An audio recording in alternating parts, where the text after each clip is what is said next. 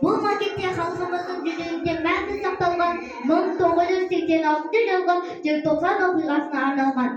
Бұл қазақ жастарының намысын оянған, азаттыққа жол ашқан тарихи кезең. Осы макетте ел еркіндігі үшін жанын қиған батыр жастардың бейнесі берілген. Ләззат Асанова, Қайрат Рысқұлбеков, Сәбира Мұхамеджанова, Ербол Сыпатаев. Ол мұзда суыққа да, әділетсіздікке де бас имей, ел намысы үшін тайсалмай күресті. Олардың ерлігі бүгінгі тәуелсіздік Қазақстанның негізі.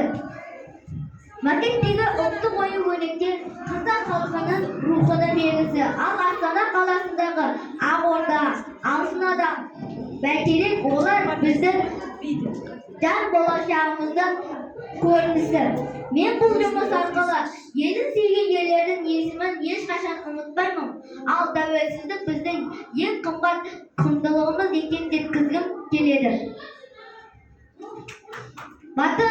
Батырларым рухына мың тағзым. Қазақстан мәңгілік ел. Назарларыңызға рахмет.